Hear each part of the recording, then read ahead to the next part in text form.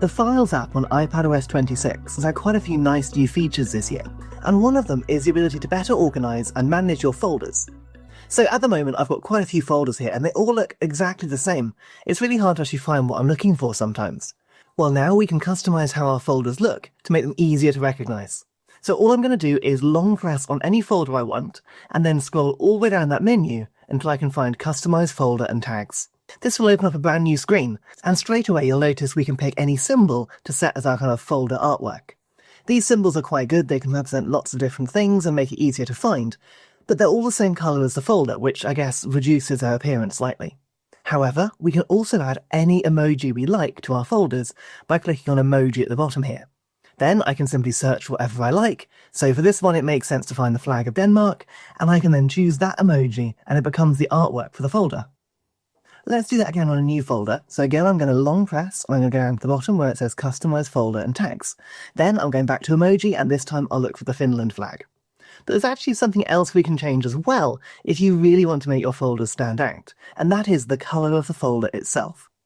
Now, this is based on the tags that you assign to your folders, and they're going to be one of 7 different colours, one of which is blue, so I guess 6 new colours. All I'm going to do is tap onto the tags option on that same page where we choose the emoji and the symbols, and then you can see here I can choose any of those colours on the side. That means I can make the folder red, and when I come off of this screen you can see it updates almost immediately. Let's go back and try another colour, perhaps purple, and yes, when we press back it's now a purple folder again. And while these colours are really useful, it can differentiate what you've got, you can actually go even further if you want to by labelling what each colour means. So for example, I could go back to the tag screen, and this time I can add a new tag. I'm going to call it International Training, and I can choose a colour from the end here. Unfortunately, we're still limited to those 7 colours. I wish you could pick any colour, but we can't, I guess, at least for the moment. So I'm going to choose red for this one.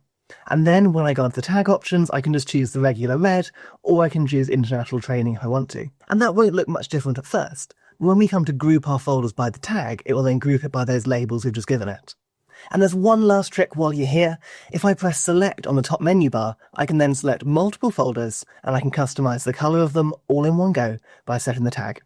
So just like that, we can now customize the Files app, and all these changes sync to your iPhone and your Mac as well. And this is far, far from the only new thing in iPadOS 26. There are loads more cool tips and tricks I want to share with you to help you make the most of your iPad. So perhaps you might like to check out my YouTube channel down below, and maybe even subscribe while you're there. That way you won't miss anything in the future.